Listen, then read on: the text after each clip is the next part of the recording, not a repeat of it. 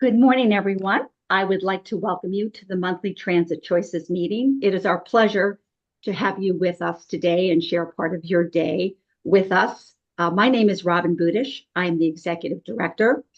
The mission of Transit Choices is to advocate and fight for an improved, multimodal, safe, efficient, equitable public transit system for Baltimore and beyond. We also have with us this morning Jimmy Rouse. Jimmy is a co-founder of Transit Choices. So with that said, I would like to kick off the meeting by introducing our guest speakers for today's meeting. We have Stu Serota. Stu is the Deputy Director, Planning and Sustainable Transportation. Sean Burnette is the Chief of Planning, and Brett Thorne is the Chief of Transportation Services, all with the Baltimore City Department of Transportation. So good morning to you, guest presenters, and the floor is yours. Thank you, Robin. I'm going to share my screen. Give me one moment.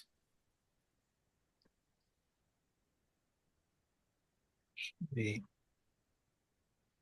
start my presentation first. I just need to got multiple screens here. I want to make sure I do the right one. Sure. Okay. One moment. Okay. All right. Can everyone see my presentation? Not yet. Not yet. How about now? Yes, there we go. All right. Success.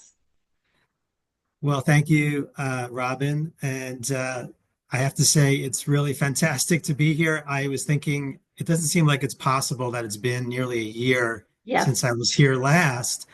And it's been an extremely busy and productive year. Very excited about everything that's been going on and looking forward to sharing all of this with you. So let me advance. So I've been with Baltimore City DOT now for just about 18 months. And the focus that I've had in the short time has been on the strategic hiring and capacity building side. When I took over last May of 2023, I was sort of in the post-pandemic period. DOT had experienced a lot of turnover. We were understaffed. There were a lot of projects that had been paused and put on hold. And so I was very keen on really, fixing that trend and getting things moving and making hires. And we're now, after 18 months, really in a much better place. We have hired many new people, and you'll be hearing more about those folks here shortly. The other big focus has been on grants.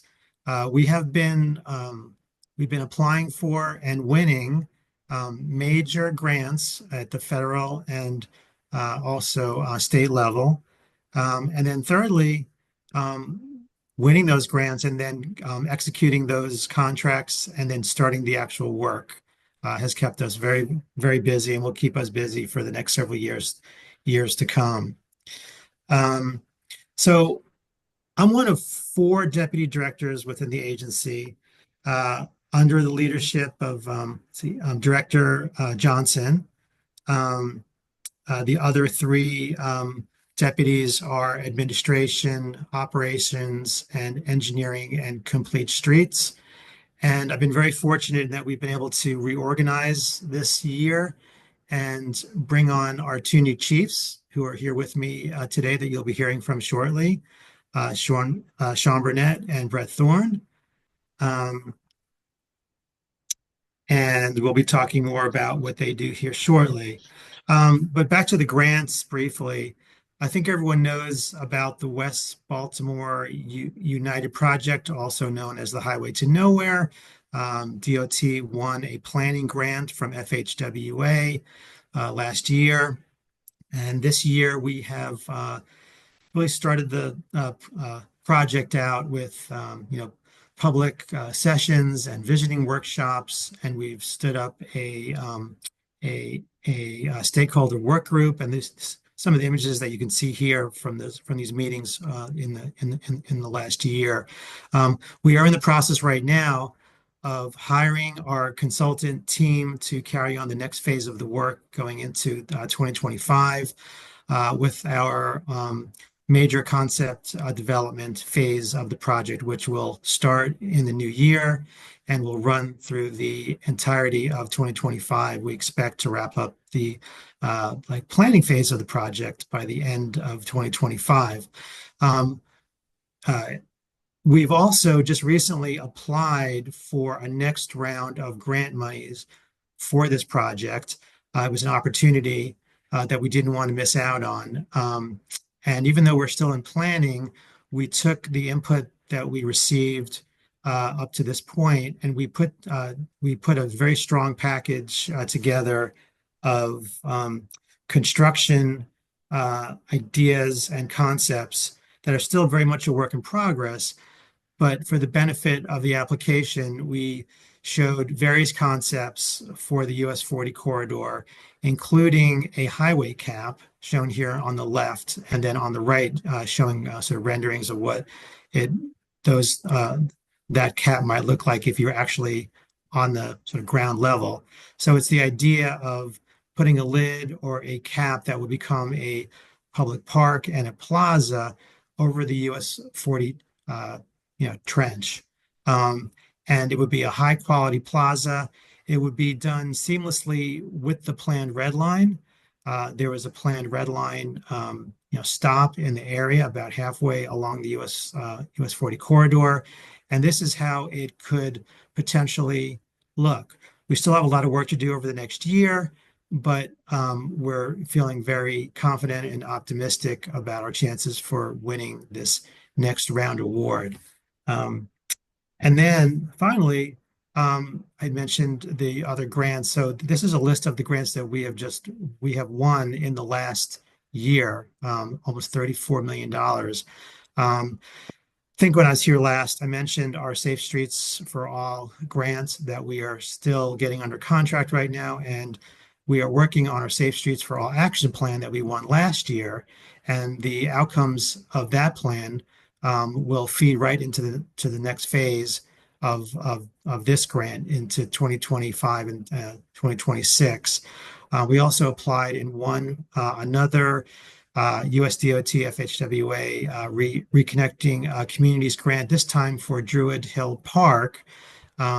We had done a complete streets project in 2021, and this was the next phase. So this is a $6 million grant that would carry this project forward. And then also just recently won a $15.5 million FHWA RAISE grant for the Hanover Street corridor and bridge. That's something that has been talked about and looked at for many years. And we're really excited that we finally got the funds to see the engineering as well as NEPA work to get that process moving. And then other federal and state grants that will help us advance our Greenway Trails Network, which you'll be hearing more about from Sean here in a few minutes. And that's probably a perfect segue to hand off to Sean, our new planning chief, who just joined us at the end of September. I guess, Sean, I'll stay with the control of the slides unless you want to. Okay, that's all right, Sean, take it away. Great. Thank you, Stu. So good morning, everyone. I recognize a few of the faces on here. So to those who don't know me, I guess we can go to my introduction slide. My name is Sean Burnette. I previously held a number of transportation positions. I was the Commissioner of Transportation with the City of Toledo, Ohio. I was an active transportation manager for DDOT in Washington, D.C. And then for the last year, I've been the Assistant Deputy Mayor for Economic and Community Development. Transportation planning, transportation policy is my passion. So I'm really, really excited to be back in the cockpit, as they say, over here in BC DOT. I am the chief of the planning division.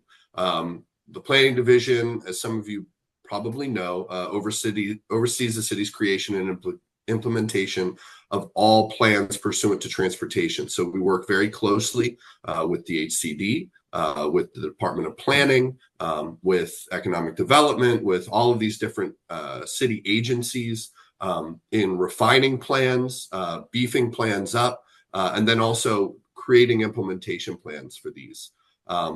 I also manage the active transportation branch of Baltimore City, as well as the Towards Zero and Complete Streets initiatives.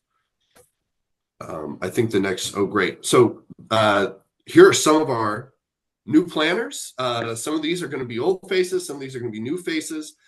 Stu's done a great job in the last 12 months of trying to cobble together what was something that frankly had a lot of vacancies, but we're getting up to full strength now. A lot of talented, young, excited, passionate planners, really excited to be kind of spearheading this team, working with them to try and, get some of these projects done and make the city a better place. I think I'll talk a little bit about some of our core initiatives for 2025 for kind of the thrust of our project base. Right now, we are finalizing our HIN, our high injury network.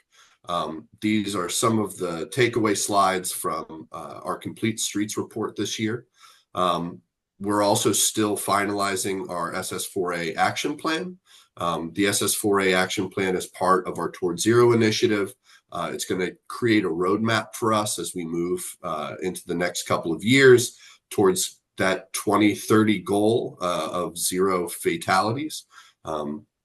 It's coming up sooner than you think. And so we have a lot of work to do, but we're excited about the process. We're also starting something a little bit new this year. We have requested some capital funds to kind of re-kick off a community level intervention and quick build program. One of the challenges that BC DOT has had in the past, which has been a product of both funding and personnel, is creating these sorts of initiatives that other cities have been doing for some time within their Towards Zero or Vision Zero initiatives, where we're identifying problematic corridors, whether through our high injury network and other institutional plans, or through community engagement and direct community concern, and then remediating those dangerous circumstances through quick builds.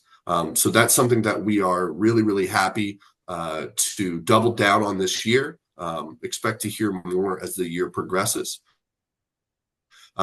And then finally, we are working on our Complete Streets communication campaign. This is part of our kind of Towards Zero package. This is going to include a lot of kind of qualitative work, educating the public, bringing people's attention to, frankly, the dangerous patterns of behaviors that some of you may have noticed, during COVID, post-COVID. We're living in an environment right now that seems very scary for people who are, paying attention to transportation. So this is part of one of the very many things that we're doing in order to try and make the city a little bit safer. I think we can go ahead to the next slide. So I think what I'll do is, this isn't an exhaustive list of projects, but this is kind of a highlight reel, some of the things that I think are particularly exciting that we are committing to this year as part of our work plan. One is the Old Town Mall. We are coordinating with DHCD and HABC as part of the PSO project. That's the Perkins Somerset, and the O stands for Old Town. Some of you may remember Old Town. You may remember Old Town before its current state. As part of the PSO project, the developers, as well as the city, are hoping to revitalize the commercial corridor. They have some investors from related to the PSO project DOT has been tasked with rehabilitating the right of way. Currently, we are reinstating, or the concept showed the reinstatement of a single lane of traffic in order to give some of the businesses loading access. That's been a complaint in the past by some of the property owners. We're also going to coordinate with DPW to do some of the utility work and phase that with what will be a complete reconstruction. Right now, the concepts we have through some of the community engagement and some of the design process has us creating, some of you may be familiar with this term, but a WUNERF.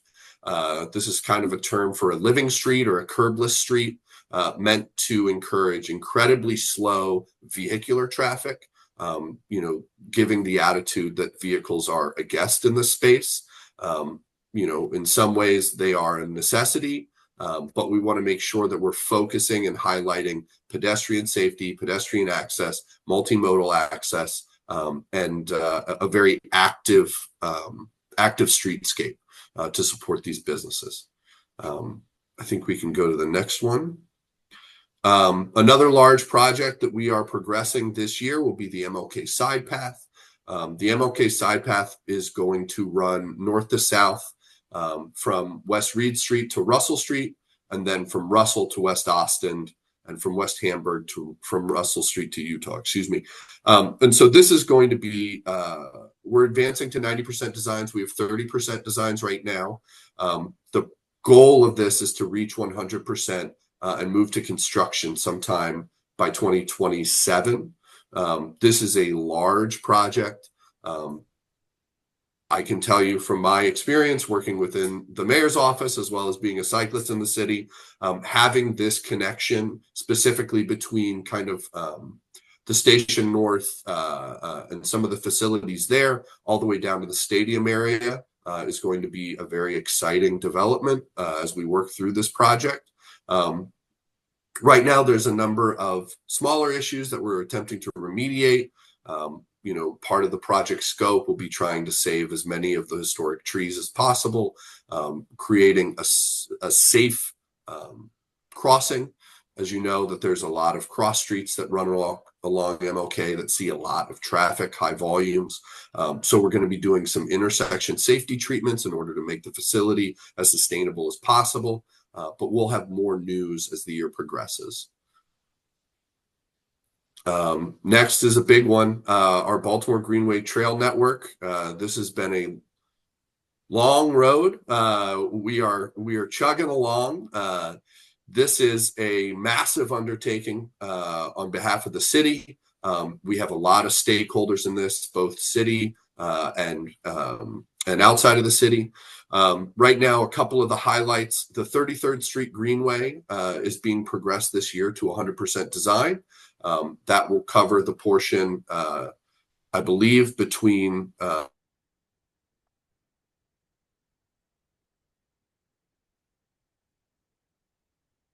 Did we lose Sean? Hold on. Sean he's still on the call, but he lost his audio and video. Okay.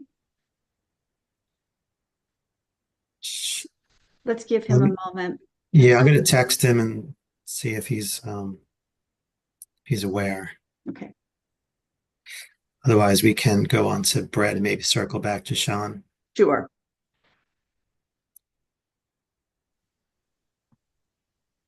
Sorry, everybody. I think my browser crashed. Can you guys hear me? Yes. Yes. Welcome back. Thank you. Anyway, I apologize. 33rd Street Greenway. It'll go from St. Paul to Hillen. This project will, in the 30% design, shows the trail running down the median for the majority of the 33rd. And then because of some routing challenges with the Hillen intersection, we're going to be moving it to the north side of 33rd for the last couple of blocks. This project is going to create that access to the reservoir to try and connect some of our already existing road networks and and we're really excited. The grant that we're pursuing for this project, we haven't won it yet, so that's a disclaimer. But it has a lot of exciting aspects to it. There's some additional pieces that if we pull this money down, we're going to be really excited to talk about. So that's kind of a sneak peek, a little preview there. We're also working on the Highlandtown Greektown connection. That's the northern Suffolk portion, that greenway that runs north to south on the east side of the city. We're working and coordinating with the Department of Planning on acquisition. I'm being told that we have a number, and that the next step is going to be getting to that number. It's a big number, but we're working internally to try and figure that out. And once we do, we're gonna jump on it and try and progress those plans as quickly as possible. Boston Street's another large part of our network. It has been determined that it does not have potential conflicts with the potential red line. And so we've been given the blessing by MTA and MDOT to continue with our designs. So we are progressing forward to reach 100% designs with the plans for construction in 2026 or 27, depending on funding. And then the Middle Branch segment is also being progressed this year from 30% to 100%. And so that's a connection, again, on the east side of kind of the stadium area up to Light Street and some of the potentials there. I think we can go to the next slide. Washington Ave is another large project this year. BC DOT is progressing the 30% plans that are existing for the bikeway to 100%. The proposed facility is 2.2 miles long. It goes from Sinclair to Alisana, north to south. The 100% designs and the construction will include updates to ADA ramps, intersection treatments, some signal work in order to make this bikeway as safe as possible. But we're really excited to kind of create this couplet between Maryland and Washington Ave to try and continue developing our active transportation network. Right, so this is kind of just, I have only been here for a short while, but we have a lot of exciting things coming up this year. We're working on a number of kind of internal pieces, focusing on trying to streamline our project delivery efforts, streamline the ways that we interact with the communities, try and create some more stability within planning to create an entity, frankly, that's capable of moving these things forward quickly, effectively, and predictably. So with that, I'll go ahead and pass it to Mr. Thorne. Brett, do you want to advance your own slides, or do you want me to do it? You did a great job with Sean, so you can continue piloting if you're good with that. You got it. Cool. Thanks, Stu. Thanks, Sean. Hi, everybody. My name is Brett Thorne. I joined DOT as the Chief of Transportation Services back in March, and we can go to my introductory slide here. So I joined in March 2024. I actually was looking at the calendar, and yesterday was my 8-month anniversary in the position. So they haven't fired me yet, so I'll take that as a vote of confidence. I'm going to keep doing what I'm doing. Before joining DOT, I worked at WRA, Whitman Reckart and Associates, based here in Baltimore. I had a few different clients, but kind of one of the big ones was Baltimore City DOT. I remember on my first day at WRA, I got pulled into a meeting discussing the city's transit development plan. So I ended up getting very involved in kind of the TDP process and helped put that plan together. And now it's cool to be kind of on the other side, helping to implement that plan that we were talking about all those years ago. Just a little bit about the Transportation Services Division. We oversee the city's contracted transportation services. So that includes the Charm City Circulator, the Harbor Connector, the Dockless Vehicle Program, which is the rentable scooters and e-bikes that I'm sure you've all seen. We also have a position that's kind of focused on promoting our commuter benefits programs, the Maryland commuter tax credit, things like that. We also have the Dockmaster's office, which I'll touch on. We have an exciting update kind of toward the end of this presentation. Stu, we can go to the next slide. So the first kind of branch of my division that I'll talk about is transit services, which seems appropriate for this group. We have the Charm City Circulator and Harbor Connector, which I'm sure you're all familiar with. We can go to the next slide. So in August, we hired Scott Fox to be the city's new transit services administrator. Scott kind of oversees the day-to-day operations of the Charm City Circulator and Harbor Connector services. He's also working a lot on TDP implementation stuff. Before joining DOT, Scott worked with Mead and Hunt as a transportation planner, as well as working with the Memphis Area Transit Authority as a transit planner. We are definitely keeping Scott very busy. Happy to have him on board because we are in the process of implementing some of those TDP proposals. We also have some bus stop improvement work that we're starting on. We also have some ADA improvements at the Harbor Connector landings, which I'll touch on here in just a bit. So happy to have Scott on board. I hope everyone in this group is aware that back in June, we introduced a new route on the Charm City Circulator, the Cherry route.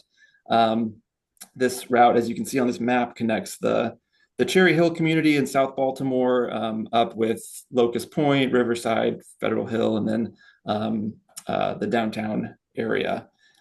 Just kind of a quick sort of snapshot of Cherry Hill. I kind of called out this stat here. 47.5% of households do not have access to a car in this community. So that kind of highlights, I think, what a vital asset transit is for Cherry Hill. And we've seen really strong positive response since we introduced this route about 4 months ago. And Stu, you can hop to the next slide. This just has the ridership. I think I pulled this last Friday. This has the ridership for the entire system. You can see the purple and orange routes are kind of the heavy hauler services. But the Cherry there in the middle is already the third most popular route in the system. And we anticipate that number to continue to rise as more people kind of become familiar with the service. We are on pace this year for about 1.4 million rides, which is going to be a nice increase over last year. And just kind of calling out here, the green route and the orange route, we have some planned improvements on. We're still kind of working through the feasibility of those, which I'm going to touch on the next slide. So we anticipate ridership should continue to improve on those two as well. So Stu, you can go to the next slide. This map, I apologize, it might not be the easiest to read, but I'll kind of walk us through it. We have the orange route and the green routes are shown on this map, as well as sort of what we're proposing, what was proposed within the transit development plan as changes to these routes. So the proposed changes are the kind of dotted lines, and what's currently being run is the solid line. So on the orange route, which is the sort of east-west connection through downtown on the system, the changes that we're proposing are going to add service to Harbor Point, which is a big deal because I'm sure you've all been down there. Development is booming down there. T. Rowe Price is moving into their new headquarters down there. There's all kinds of activity happening there. So we're going to be adding service to Harbor Point. The Perkins Homes project, which Sean kind of touched on as part of the Perkins Somerset Old Town project, that's going to now have two-way service. So if residents in that community want to go south to Harbor Point, or if they want to get kind of plugged into downtown, they'll have bi-directional bus service there. The new orange route is also going to serve Lexington Market, which we're very excited about. That's one of my favorite spots in the city. And then the green route here, if you can see, currently the green route is sort of, if you're downtown and you want to get to Johns Hopkins, you have to sort of do this little jog down President Street, then over to Fleet Street, then down to Harbor Point, and then you start heading north to get up to Johns Hopkins. We're going to kind of make it a little bit more of a direct connection. What we want to do is run service along Orleans Street and then kind of get right into the heart of the Johns Hopkins campus, and then it'll go up North Broadway Avenue up to North Avenue. So we're working through kind of some of the logistical things with those two route proposals, where a stop's going to be located, can the buses make these turns, still kind of working with DOT leadership to hammer out some of that stuff. But those are some of the TDP implementation changes we've been working on. And then For the Harbor Connector, we have a lot of exciting stuff going on with the Harbor Connector. In 2022, we were awarded $5.1 million of grant funds. That's going to help us design and build 2 new ferries to replace a couple of the ferries in our existing fleet. And it's also going to fund ADA accessibility improvements at the landings. So we're very excited about that work. And we are currently working with engineers to kind of finalize the designs for both the new ferries as well as the landings. So we can go to the next slide. We have a lot going on in transit. I wanted to make, I think when I first put this together, this section was about 10 slides. And I understand we all have other things we have to get to today. So tried to pare it back. Just want to touch on some of the other exciting things that we have going on though. We're in the kind of early stages of a transit equity gap study, which is going to look at how we can improve our transit and transportation network to better provide access to livable wage jobs for Baltimore City residents. We're also working on procuring 8 new buses for the Charm City Circulator fleet, which I'm very excited about. And then over the summer, we were notified that we are receiving a $3.5 million grant to purchase 3 new electric buses for the Circulator fleet. So we're sort of working through some of the infrastructure questions and operational issues around implementing electric buses, but that's another thing that we're very excited about here. And we can hop to the next slide. So getting into the dockless vehicles, again, these are the rentable scooters and e-bikes I'm sure you've all seen. We can hop to the next slide. In August, we hired Tyler Smith to be the city's new dockless vehicle program manager. Tyler has a lot of experience working with kind of micromobility and docked and dockless vehicles. He had previously worked at the Capital Bike Share program in DC, and he led the installation of 200 bike share stations throughout the district. So if you've ever used DC's bike share program, you probably have Tyler Smith to thank a little bit for some of that. He's really hit the ground running. We've also been keeping him busy. Just in his first couple months, he has updated the dockless vehicle inspection kind of regime that we use to make sure our permit holders are abiding by rules and that the vehicles that they're putting out on the street are rideable and safe. He's updated the criteria for reviewing dockless vehicle operator fleet increase requests. He has also assisted in onboarding the city's newest dockless vehicle permit holder, which is a company called Lime. We can go to the next slide. This is just a little bit more about the program. We currently have 2 operators in the city. We provide permits that allow these companies to operate. And when they come into the city, they agree to abide by our rules related to vehicle inspections, where they're deploying their vehicles, how they're deploying vehicles, that kind of thing. So we have Spin and Lime right now. Between those 2 companies, we have about 4,000 scooters and e-bikes available for rent in the city.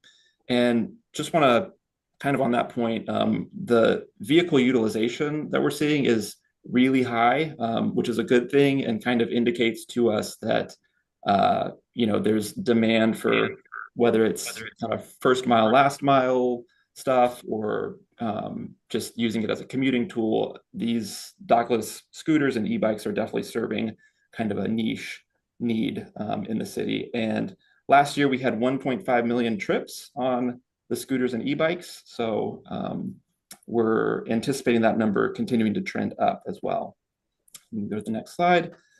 This is how we're looking so far this year. So far, as of, I think this was pulled yesterday, we had a little over 1.4 million rides. So we're on pace for about 1.5 million. That's going to be about 125,000 more rides than what we saw last year. We can go to the next slide. Just a couple of things that we're working on with dockless vehicles. I mentioned Tyler's been doing a review of some of the vehicle inspection criteria and the different sort of rules that we hold the companies to. We want to make sure that we're very clear and not ambiguous about what we expect from the companies if we're going to allow them to operate in the city. So we're sort of doing a holistic review of those rules and regulations. We're also looking at strategies, trying to kind of be creative for ways that we can use micromobility, use scooters, e-bikes as tools to reduce congestion and traffic in downtown Baltimore. And finally, we're working on developing a service request in 311 that will allow, if you see an illegally parked scooter or e-bike on the street, if it's blocking a sidewalk or something, you'll be able to report it in 311, and then the company will have to resolve that issue. So kind of giving residents a little bit more power to keep an eye on these programs. We can go to the next slide. Transportation marketing. So this is our position that's really kind of focused on promoting generally our sustainable transportation programs, but really focused on carpooling, van pooling, commuter benefits, programs like that. So we can hop over here. And in August, you'll notice I'm saying in August a lot, we hired, I think 3 of my team members were hired in August. So we've had a lot of new faces here, including Anaya Smith, who we hired in August as the transportation marketing coordinator. Anaya has been super helpful with a lot of things, but at its core, her kind of focus is our iRide program, which aims to encourage the use of sustainable transportation modes, bicycling, walking, car, van pooling, micromobility, and transit, and things like the Maryland commuter tax credit, some of the kind of benefits that employers can offer to their employees to maybe incentivize fewer single occupancy vehicle trips, and more carpooling, van pooling, whatever the case may be. We can go to the next slide.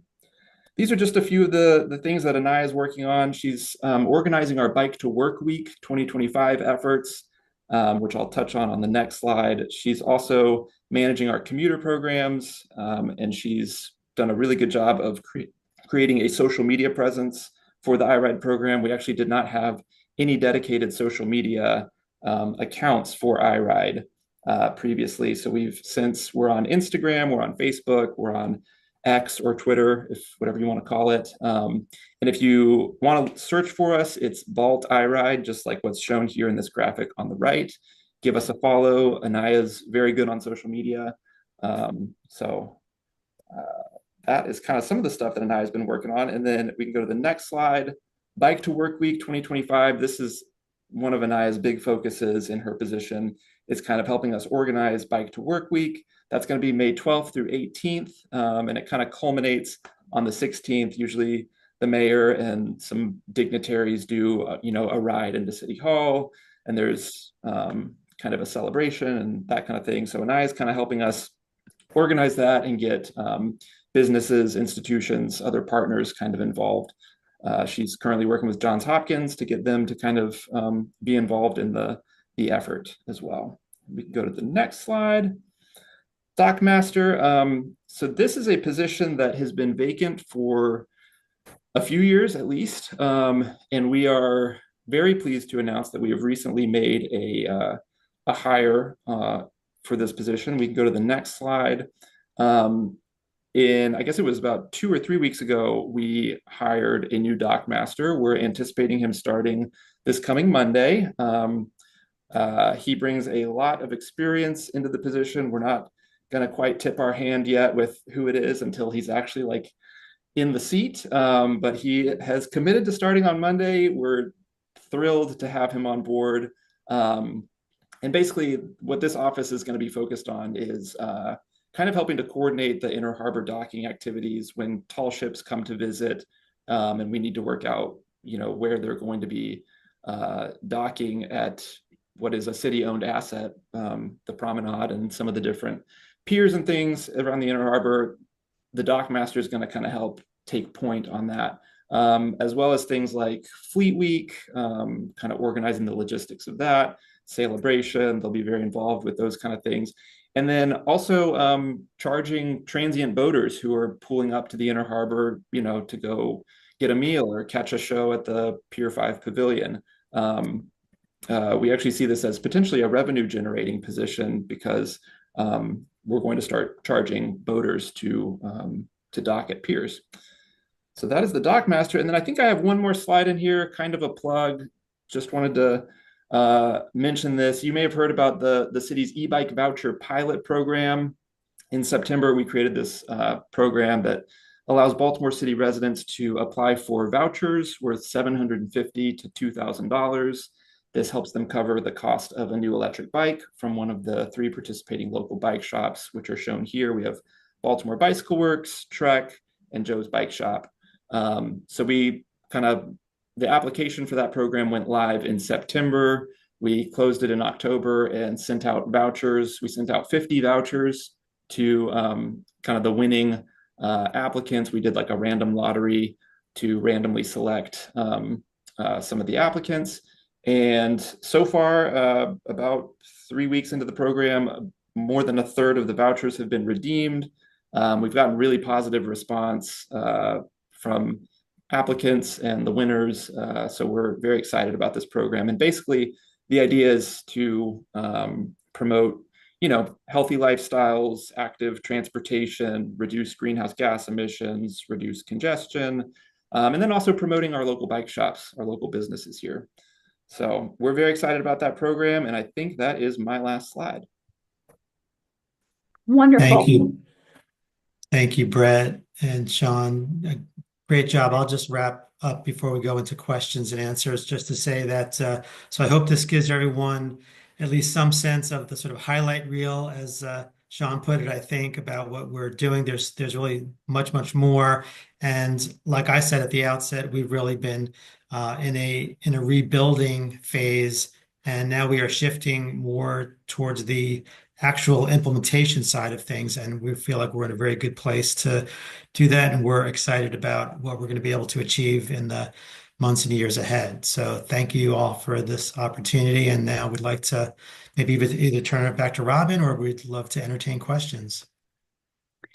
Thanks, Stu. That's great. Thank you, Brett. Thank you, Sean. Really excellent presentation. Now we have the gallery so I can see everyone's smiling faces. If you have questions, comments, feedback, you may either raise your hand or put something in the chat. There was so much to sort of digest here.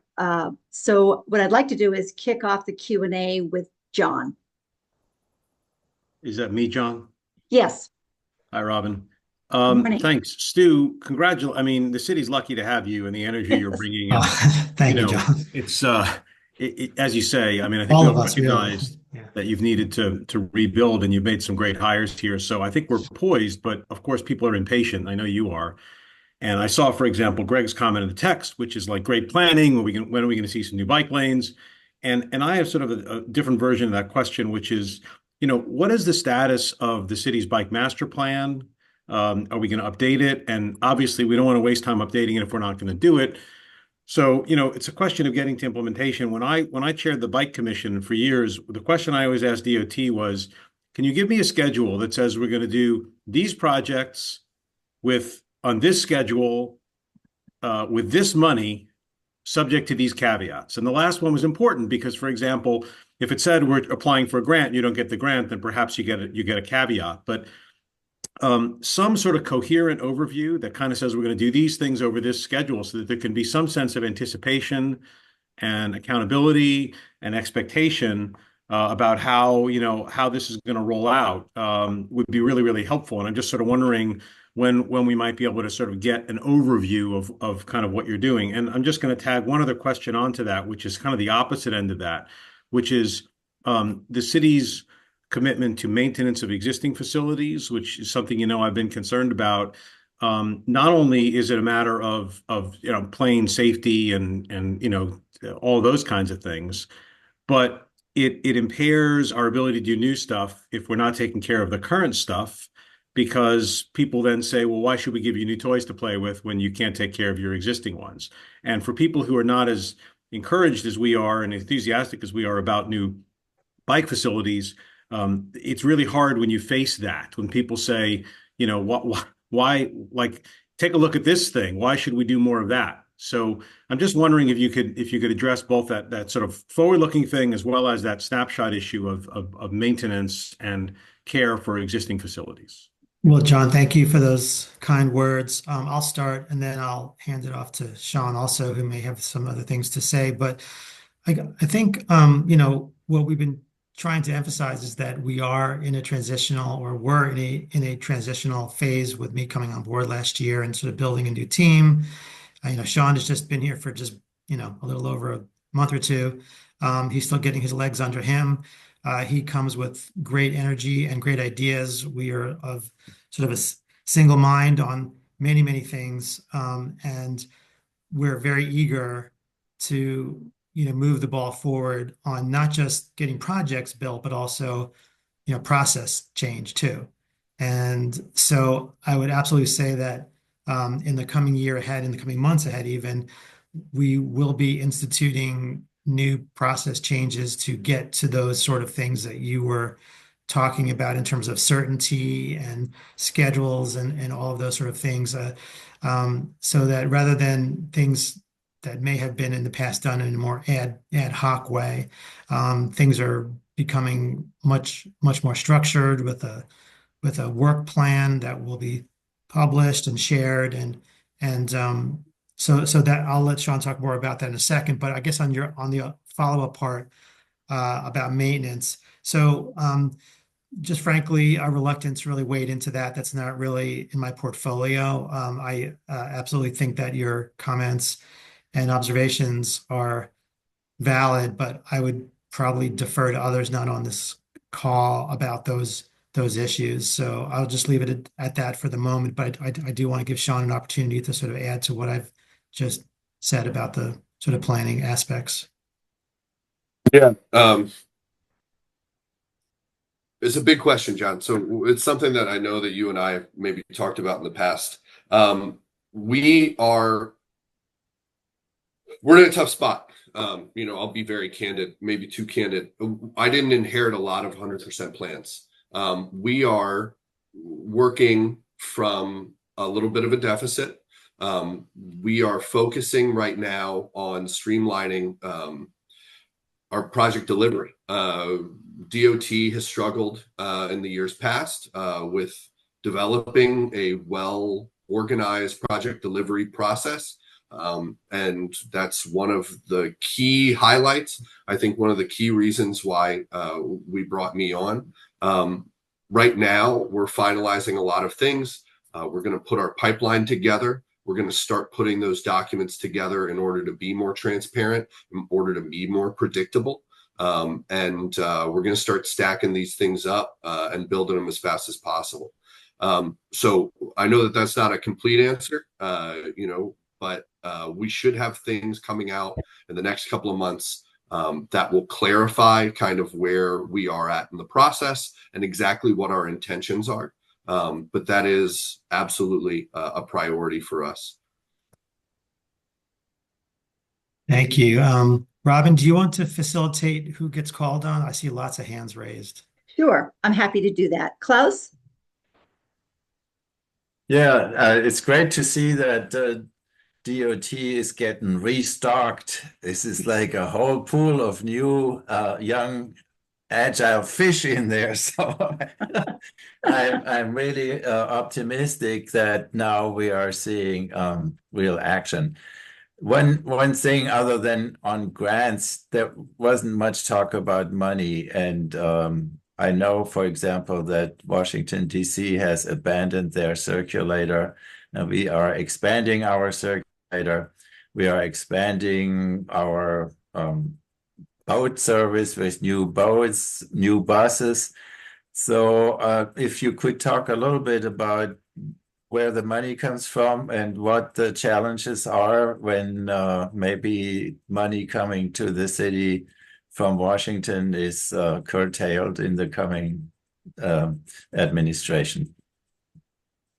Yeah, that's a tough question, Klaus, but it's one that needs to be asked and one that needs to be contemplated. I'm not sure that we have all answers at this moment, but I think that and we are entering uncertain waters, obviously, going forward. I believe that our funding stream for the Charm City Circulator is in good stead now, and we will just continue to operate in a lean way and as efficiently as possible. And we'll be looking at all options going forward for various funding sources for the things that we want to do, and we will certainly adapt and adjust based on the realities on the ground. I think that things will start to come into focus in the first half of calendar year 2025. We should start to see what the sort of mood in DC is, and and we'll, like I say, just deal with it. Brett might have a little bit more to say about sort of existing funding on the Charm City Circulator and the other services.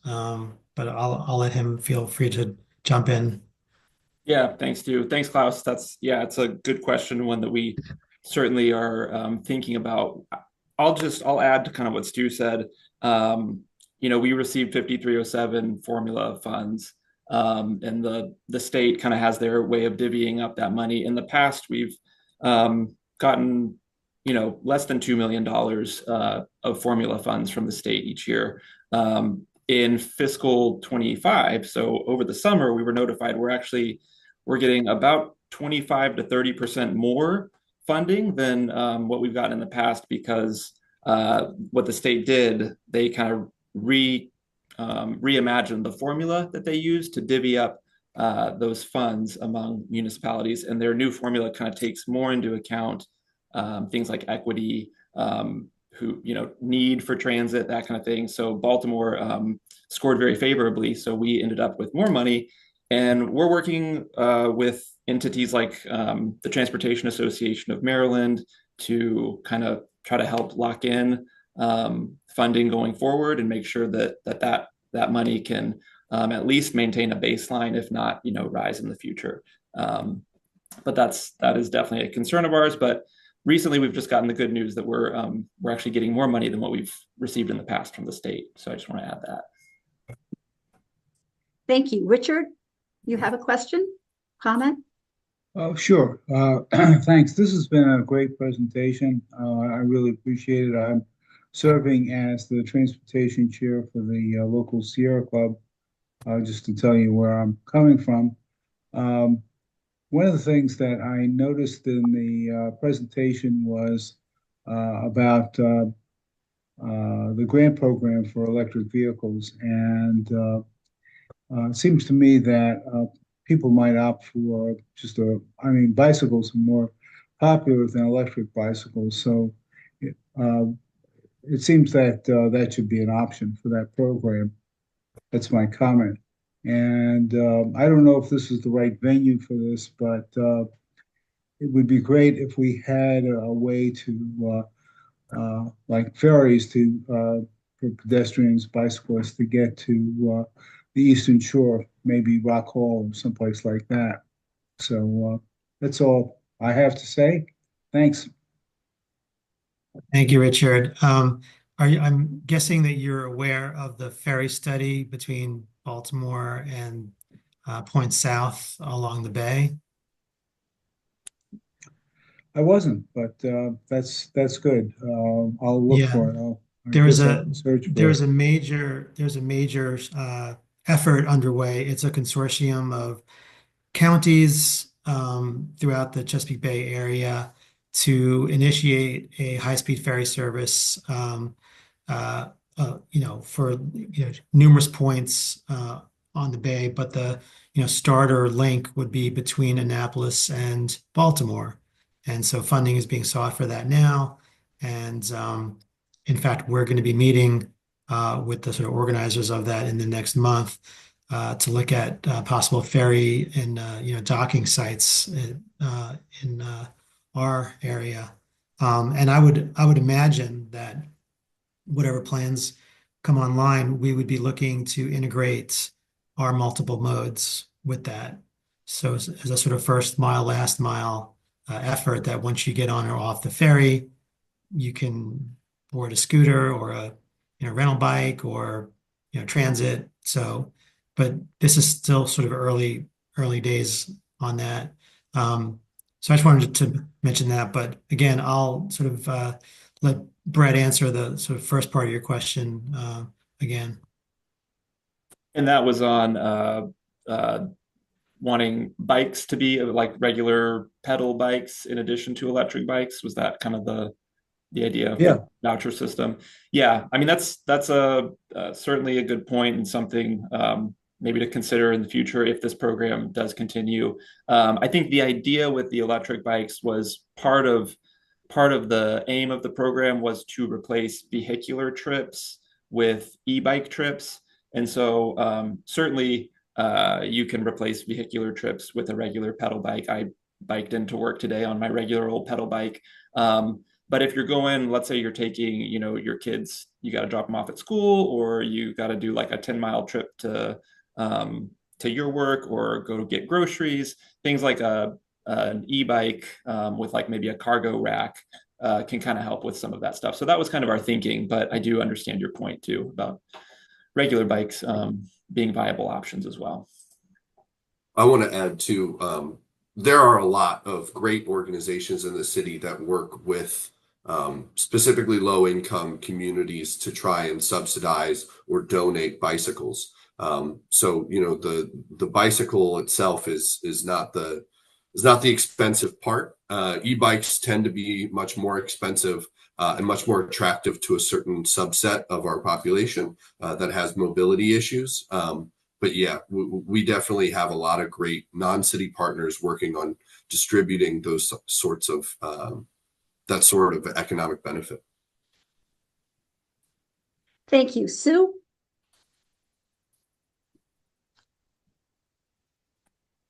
Sue? Thank you. Thank you to Robin and Jimmy for hosting this Transit Choices meeting this morning. And thank you to Stu and team. This is good. I do have a question regarding the sidewalk project for making them ADA compliant. And how soon does that start and how long will it last till completion? Can you be oh, sorry, Stu. No, Sean, go ahead.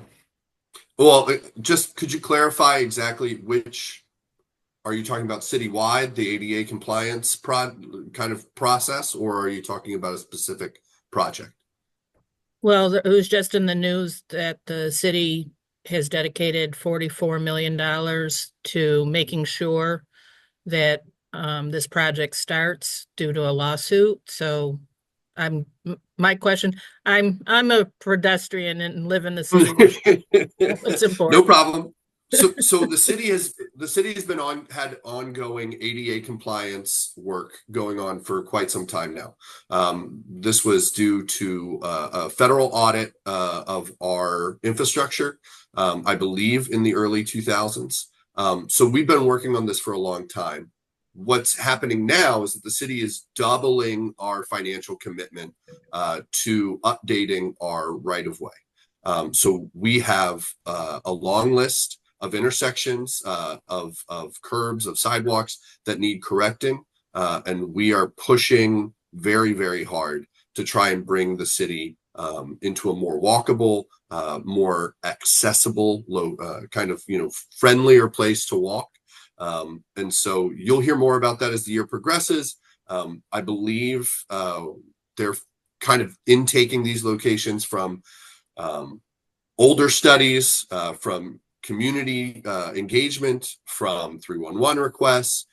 It's a massive undertaking. We got a lot of sidewalk in the city. That's not something that is particular to our group. That's, I believe, and Stu, maybe you can help me with that. We have an ADA division, compliance division that is facilitating this work with our contractors and with some of the city workers. But we are certainly doubling, some would say tripling, our efforts at improving these particular pieces.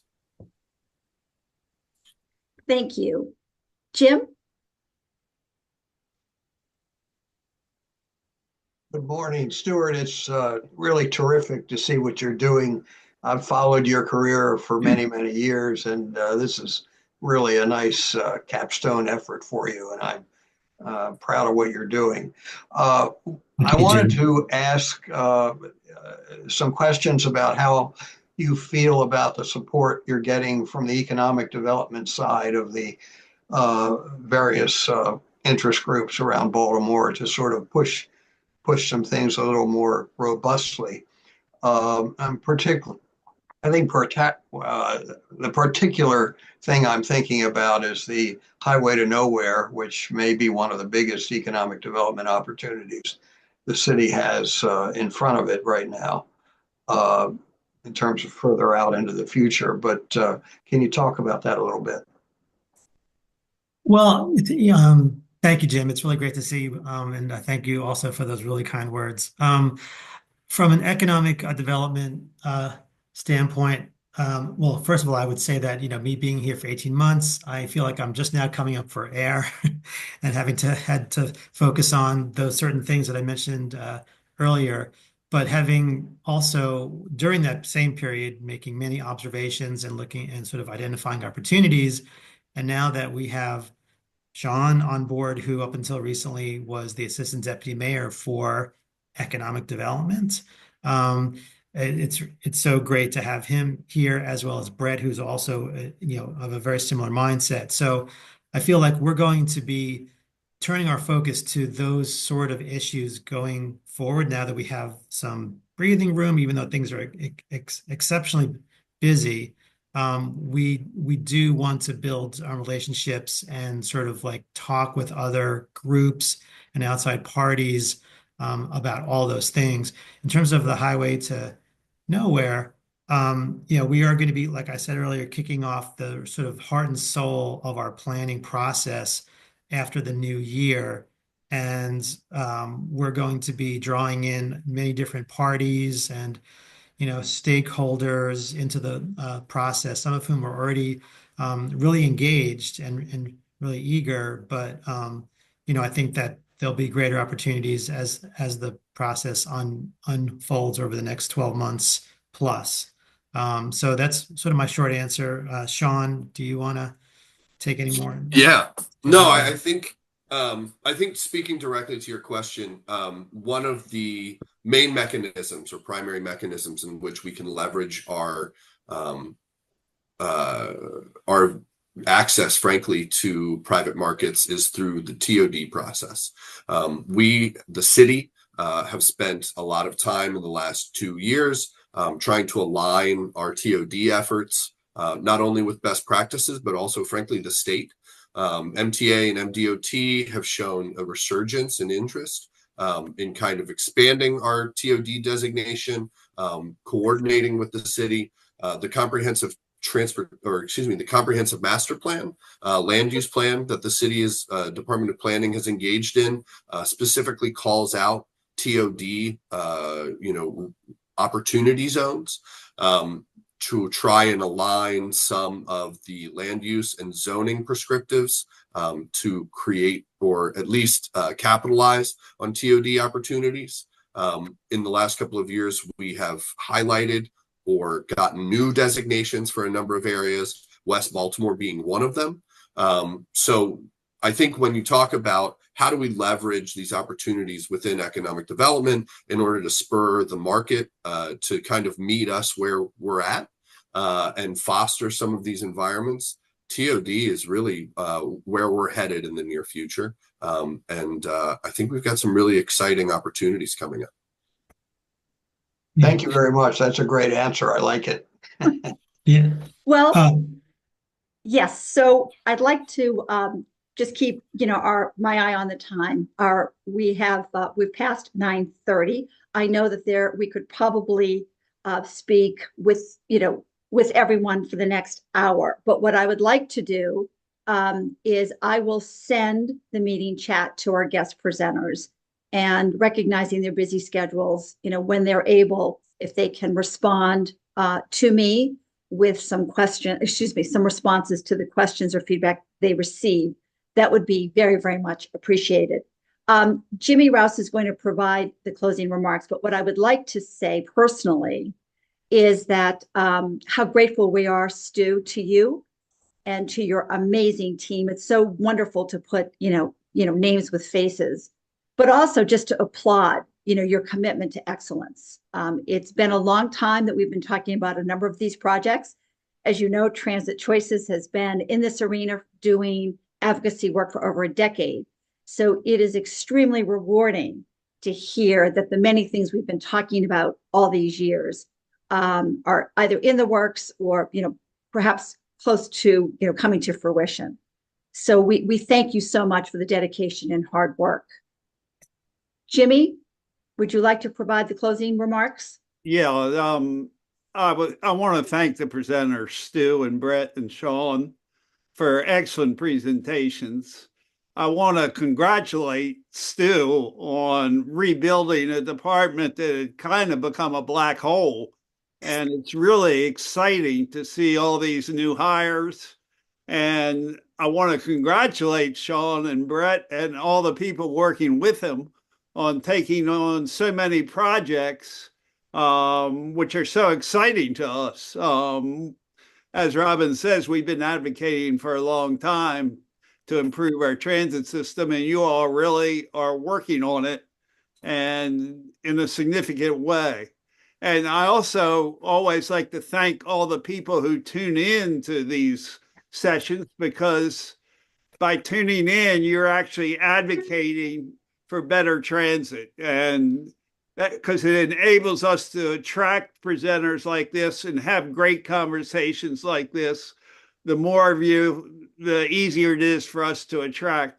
In the future, we're going to hear from Mike McDaniel, who has great ideas about how we can expand and combine our harbor connector and water taxi systems and into one system, which we've always promoted as an idea. And in addition, we're going to get people from Greenway, the Greenways project, to give us further details, which are all the exciting things they're doing. So these are the kind of conversations you all are enabling us to have. So thank you very much for those who tune in, and thank you so much for the work you're doing, Stu and Brett and Sean. Well, Jimmy, thank you so much for all of those kind words also. And we feel very gratified by hearing all this positive feedback. We know that sometimes our jobs can feel a little bit thankless, but we are extremely passionate and dedicated. And I feel like we're just getting started now. And so we look forward to coming back sometime in 2025, and there's going to be a lot more to share, a lot more forward progress. I know we didn't get to answer a lot of the questions in the chat. We will definitely follow up with that and write answers, and I will probably follow up with some other individuals myself, just to reach out and thank you all again. This has been really, really wonderful. Well, on behalf of Transit Choices, we wish you and yours a very happy Thanksgiving. And we also hope you have a wonderful day. Stay tuned for an announcement regarding our last meeting of the year next month. But with that said, thank you all. Have a wonderful day. Bye-bye.